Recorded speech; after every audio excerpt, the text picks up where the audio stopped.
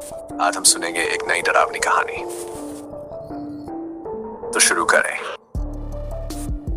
अदृश्य साया। विजयनगर का नाम सुनते ही एक बात सबके दिमाग में आती थी, रिक्शे वाला। गांव के लोग कहते थे कि रात के अंधेरे में एक अदृश्य साया रिक्शा लेकर आता है और जो भी उसमें बैठता है वह कभी वापस नहीं आता। यह कहानी इतनी मशहूर थी कि सूर्यास्त के बाद कोई भी व्यक्ति घर से बाहर निकलने की हिम्मत नहीं करता था। एक दिन गांव में शहर से एक नया शिक्षक रमेश आया। रमेश को इन कहानियों पर यकीन नहीं था। उसने गांव के लोगों से सुना लेकिन हंसते हुए कहा, अरे ये सब बकवास है, भूत प्रेत जैसी कोई चीज नहीं होती। रमेश का घर गांव के बाहरी इलाके में था और एक दिन उसे देर हो गई। रात हो चुकी थी और उसे घर जाने के लिए कोई साधन नहीं मिल रहा था। तभी उसने देखा कि एक रिक्शा वाला उसके सामने खड़ा है। रिक्शे वाले ने सफेद कपड़े पहने हुए थे और उसका चेहरा अस्पष्ट था। क्या आप मुझे विजयनगर के बाहरी इलाके तक छोड़ सकते हैं? रमेश ने पूछा। रिक्शे वाले ने धीरे से सिर हिला दिया और रमेश रिक्शे में बैठ गया। रास्ते में रमेश को महसूस हुआ कि रिक्शा बहुत धीमी गति से चल रहा है। चारों ओर घना अंधेरा था और सन्नाटा पसरा हुआ था। अचानक रमेश को ठंडी हवा का झोंका महसूस हुआ और उसकी रीढ़ की हड्डी में एक सिहरन दौड़ गई। रमेश ने रिक्शे वाले से बात करने की कोशिश की। आप इस समय यहाँ क्यों चलते हैं? क्या आपको डर नहीं लगता?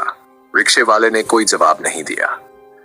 रमेश ने उसकी चुप्पी को नजरअंदाज करते हुए बाहर देखने की कोशिश की पर अंधेरे के सिवा कुछ नहीं दिखा। अचानक उसे महसूस हुआ कि रिक्शे का रास्ता बदल रहा है। उसने पूछा, आप कहाँ ले जा रहे हैं? मेरा घर इस दिशा में नहीं है। रिक्शे वाले ने फिर से कोई जवाब नहीं दिया। रमेश ने डरते हुए महसूस किया कि कुछ तो गलत है। उसने रिक्शे वाले को रुकने को कहा पर रिक्शा नहीं रुका। उसके हाथ पसीने से भीग गए थे और दिल की धड़कन तेज हो गई थी। तभी रमेश ने देखा कि एक बड़े पेड़ के पास रिक्शा रुक गया। वह पेड़ अजीब रंग से हिल रहा था, जैसे किसी ने उसे पकड़ रखा हो। रमेश ने डर के मारे रिक्शे से कूदने की कोशिश की पर उसके पैर जैसे जड़ हो गए थे। रिक्शे वाले ने धीरे धीरे अपना चेहरा घुमाया और रमेश की आंखों में देखा। उसकी आंखें खून की तरह लाल थीं और चेहरा बेहद भयानक। रमेश ने चीखने की कोशिश की पर उसकी आवाज गले में ही अटक गई। रिक्शे वाले ने अपने हाथ बढ़ाए और रमेश की ओर बढ़ने लगा।